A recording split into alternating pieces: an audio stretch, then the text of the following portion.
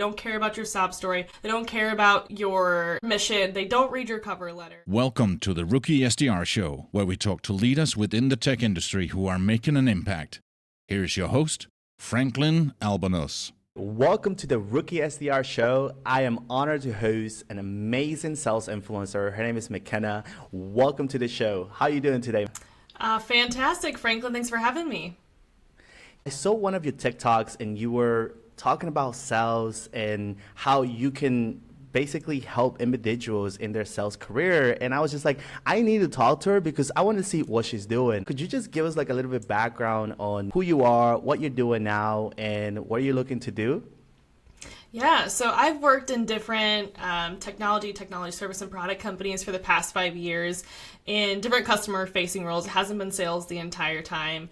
And really, it's kind of been a shift because I went to college for elementary education. I thought I was going to be a second grade teacher, and then graduated with a stupid amount of student loan debt and was like, all right, let's pivot. And so that's where kind of I started looking at other career paths and other avenues, and I've learned so much throughout my career journey, and I really have made TikTok content about sales and about careers and tech for the sake of educating others about what's possible, like what's out there, because I want other people to know that. I grew up in a small town. I wasn't aware of my options, and I always wish like there was somebody like me to kind of guide me and tell me what the possibilities were. All those skills that you've acquired helps you to teach new individuals, like not just go into tech sales, but in their career in general. Yeah, I think with teaching and education, it really refines your communication skills. Like, how can I, present or communicate an idea really clearly, really effectively, so that somebody can just easily understand it, and also really understanding how people learn and how they consume information, and then applying that in your sales process when you're talking to prospects, when you are coaching other people that are looking to get into a sales career. Things like that has helped me. But I always said, oh, I didn't learn that much in college. But then I look back and I think, well, it's like the soft skills that I really was able to refine. And that's sometimes hard to quantify. And what made you say, hey, you know what? I want to go into tech sales? My first job out of college, I was in tech recruiting. So I was recruiting software developers, data analysts, project managers for large organizations. I was interviewing them. I was prepping them for my second rounds. And I learned a lot about tech in the process. And so I became very comfortable talking about technology, very comfortable with money and talking about money, negotiating salaries, things like that. And then within that company, I moved into selling IT professional services sales, so selling consulting and staffing services. So I was talking a lot to IT buyers and different people in the data and software development space. And so got really comfortable having those types of conversations and talking about their larger strategic initiatives across their organization, how they were going to optimize business process, how they were going to aggregate data, how they were going to use this data to make informed decisions about operating rooms, about healthcare, about whatever it might be. And so I loved that aspect of it, but I really wanted to then say, okay, well, I kind of want to get into a product company and get into SaaS and really understand, okay, how do I, selling a product, selling something that's super concrete. And so that's where I, moved companies and got into software as a service and sold that there. And it was still a similar approach, still like, how can I come up with a solution that meets your needs? Like your first conversations to an executive, were you a bit nervous, and how did you overcome that? I am extremely outgoing, and that's why I went into sales, and I figured out how to turn off my fear at a very young age. And so that's actually why they hired me, is because they knew that I was not I was going to be completely fearless going into conversations with executives, and I was not going to be afraid to challenge them or to ask hard questions. And so for me, it was, the more you do it, the more confident you get, obviously, and you can kind of sharpen that skill. I think at first I was afraid to ask questions because I didn't know what questions to ask, or I didn't know enough about the industry to make intelligent observations. But the more you know, really gets you, become very confident, challenging executives, pushing back and asking deeper level questions. And so I can't really say, largely it is just my personality, and I've been in a lot of leadership roles or just being on the spot roles that have prepared me for that. And then since then has only kind of strengthened that muscle just because I had to do it so many times. A couple of your videos, I noticed that right off the bat after watching you, you have this amazing confidence coming into everything that you're doing right now. But whenever you started working for that tech company that you were working for, the learning curve going from recruitment and then hopping on into a different environment, were the tools a little bit difficult for you to learn? Honestly, recruitment and sales I think are really similar because you are using LinkedIn to look for, in this case, candidates, then it turns into looking for prospects. So you're still using a lot of the same tools. You're cold calling people. Hey, are you interested in the job? Hey, I think we should work together. I think what I have to sell would be interesting to you. It could help you in this way. And so a lot of it is very, very similar, except you're just more selling to a business or a business leader versus somebody one-on-one or an individual that you're trying to recruit. So a lot of it transferred very, very well. And a lot of the questions too, that's the other thing is I learned a lot about discovery in recruitment, how to interview people and how to ask good questions and figure out if somebody's a fit for a job. And in that same way, I use that same muscle in sales for discovery to figure out, what is your current state, problem, how much is it, time, headcount, money, whatever is it costing you, quantifying that pain. So the open-ended questions muscle, I think, is the most important muscle in both of those roles. When you're doing a call and you are qualifying a potential prospect, right? When do you know, if this prospect could potentially become a client or potentially not? In my first sales role, my whole job was just to get them to meet with me. I didn't qualify anything on the phone. Just get a meeting.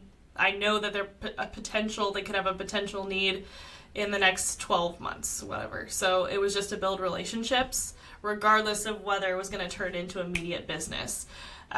With product companies, you do have to do a little bit more of that qualification on the phone because they might really not have a need for the product, or they might already be using a competitor and not being open to changing. But I still feel no matter what, it's still worth an at-bat. It's still worth stepping on a call to figure out if it makes sense to move from a competitor to us or to dig into the problem a little bit more. So to be honest with you, on cold calls, I don't spend a lot of time digging into that because people usually aren't willing to just sit there and have that conversation. And I'd rather have that face-to-face over a Zoom meeting.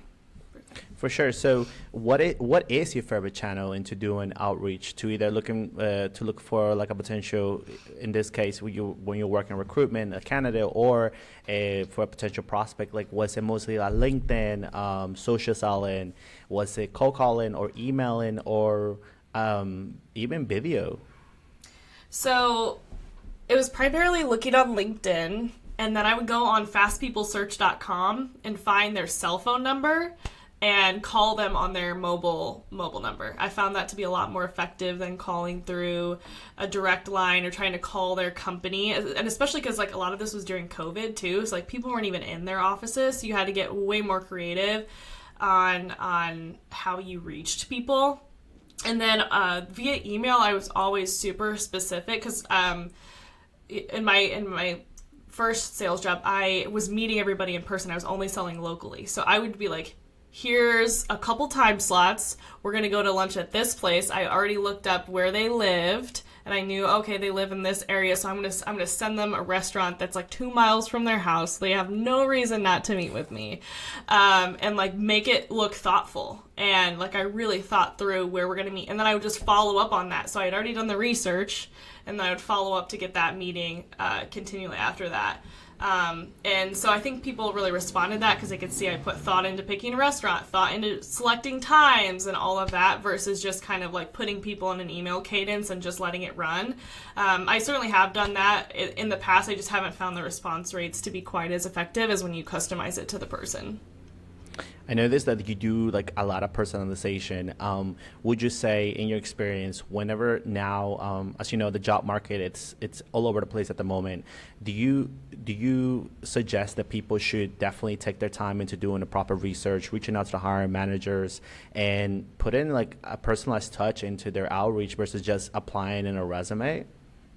Yeah, so if you're trying to transition careers and get into a new industry or getting into a new role, you definitely have to do a lot of networking with hiring managers and with current people that work in that role that you're trying to get. Recruiters are looking at your resume very systematically. Does it check the boxes or does it not? If it doesn't check the boxes, they're on to the next. They don't care about your sob story. They don't care about, your mission. They don't read your cover letter.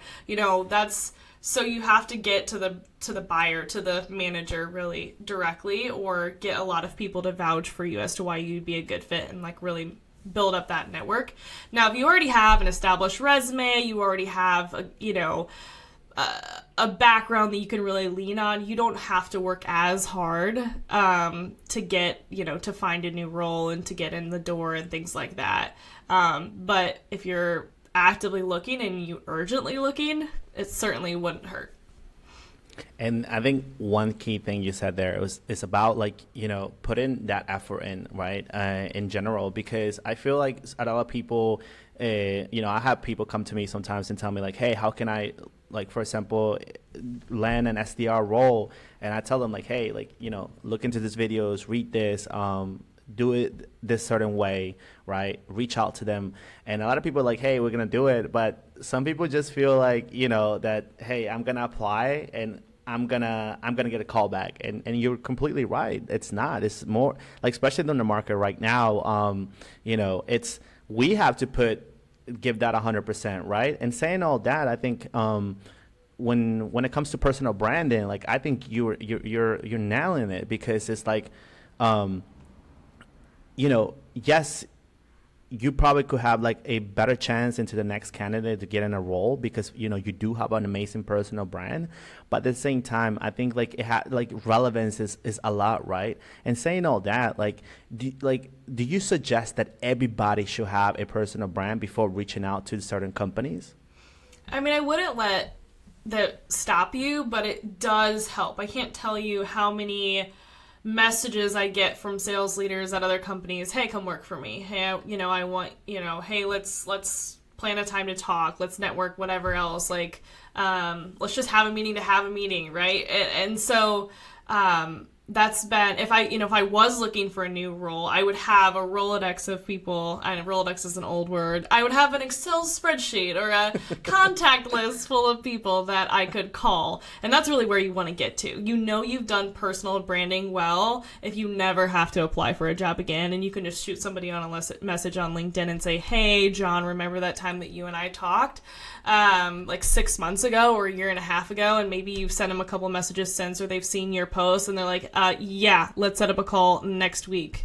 Like, because they feel like they know you. That's the thing, is like, you have that personal brand. People that never have met you before already feel like they know you because they've seen your post, they've seen how you think, maybe they've seen you on video, whatever else. So it's definitely an advantage to have that. And I think that more and more, like the Gen Z especially, like, it's going to be a requirement as an SDR to have somewhat of a brand, because your customers are going to see that, your prospects are going to see that, and that's only going to attract more business to the company. Exactly. And I think like right now, like social media in general is kind of like your resume a little bit as well. I mean, sort of like LinkedIn, right? So now with everything going on, like, what is next for you? Like, what are you working on now currently and beyond now and furthermore? Mm-hmm. So throughout this whole, the past, my career, I've spent a lot of time making content, and I love making content. That's like my passion. So ultimately, like, I'm going to continue to build out my TikTok brand and continue to create my own offerings. So I partnered with a lot of other businesses and promoted their products, but now I'm like, okay, I need to create my own thing, my own product. So I'm working on building out a course that specifically talks about body language and tonality and how to speak with confidence, how to, act with confidence. So it'll apply to salespeople, people who are looking to interview well, to sell themselves, really. And so that's in the works. And then from a business perspective, from B2B, I'm going to continue to do, I'm going to do social media consulting on an advisory basis, and also just like helping businesses create content that resonates with their ideal customer profile, because I really feel like that's the direction that sales is going. It's going to be, social media is such a critical part to selling now, and part of making your brand known. And Exactly. So that's another way I want to apply what I've learned about growing an audience on TikTok, but now apply it in a B2B setting. How can people reach out to you, like if they want to get in contact with you? Yeah. So my TikTok handle at McKenah Elizabeth, YouTube same, and then LinkedIn McKenah Elizabeth. My name is spelled a little wonky though. It's McKenah. You can blame my Nana for that one. She was getting creative. So that's where I'll be. And then my email is my first name, McKenah, at itstechsocial.com. Well, McKenna, it's been really a amazing conversation that we had, and it seems like you're doing amazing work out there, helping other individuals in their career, in their journey itself. Any final words from you? Always be selling. Well, thank you so much, everyone, for coming back again into the Rookie SDR show. I had an amazing time talking to McKenna, and until the next episode.